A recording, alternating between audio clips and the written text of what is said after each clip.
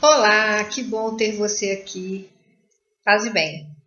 Eu sou Viviane Gaspar, do Integra Instituto e criadora e realizadora do programa Cuidar de Quem Cuida. Este vídeo está dedicado aos profissionais da enfermagem que dentro dos nossos programas colocam uma questão muito importante. Uma das queixas mais comuns que eles trazem nos nossos encontros está relacionada à cooperação. Então, a dica de hoje é como lidar com um colega de trabalho que não coopera na hora de cuidar. A primeira coisa que eu gostaria de convidá-los a refletir é o seguinte: cooperar é uma consequência. Na verdade, o que acontece antes da cooperação? Eu preciso estabelecer uma conexão. Então, dentro das dimensões do cuidado, a primeira dimensão é a conexão e a segunda, a cooperação. Se eu tenho um colega de equipe que não coopera, e isso na assistência é extremamente importante, porque o cuidado ele não acontece sem cooperação. A assistência até acontece, né? Porque você vai praticar as técnicas corretas, você vai exercitar o que precisa ser feito dentro do seu dia a dia profissional, mas de fato a percepção do cuidado, a experiência do cuidado, ela não acontece sem cooperação. Então, o que é muito comum? Às vezes você precisa contar com o seu colega, seja para dar o banho no leito, para fazer uma medicação, para fazer um curativo, enfim, você que sabe muito melhor do que eu desta realidade. Mas quando o profissional da enfermagem me diz sobre essa queixa, ele está dizendo quanto a falta de cooperação impacta no cuidado ao paciente e familiar. E aí, a dica de hoje contempla esta questão da conexão como premissa, ou seja, é importantíssimo a gente resgatar a nossa conexão. Quando eu estou com o paciente, o que é o mais importante naquele momento?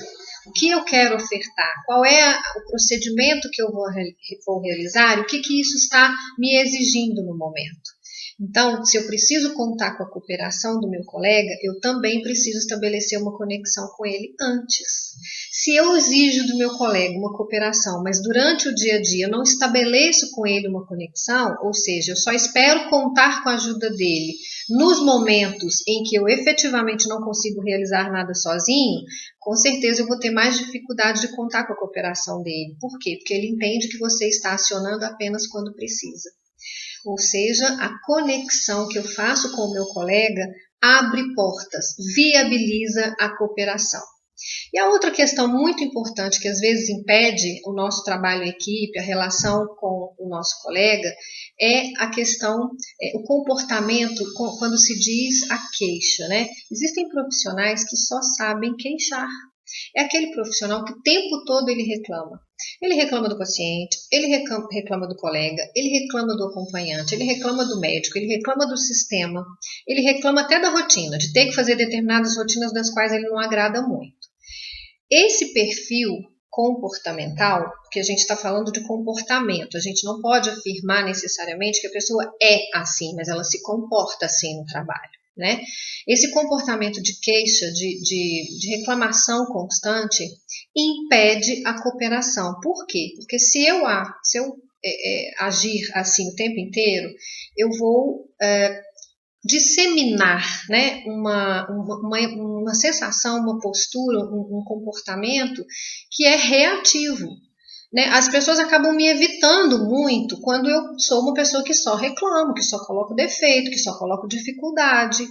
E aí eu tenho que prestar atenção em como eu estou reagindo diante deste colega que só queixa.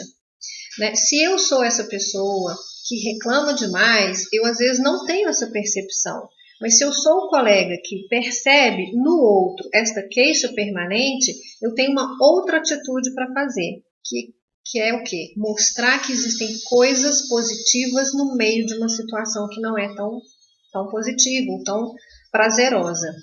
E aí é que tá. Então, como é que eu vou poder contar com a cooperação desse colega, uma vez que eu não tenho nele uma abertura, uma receptividade para isso? Eu vou começar a gerar situações prazerosas para que ele tenha a percepção da vantagem em fazer aquilo.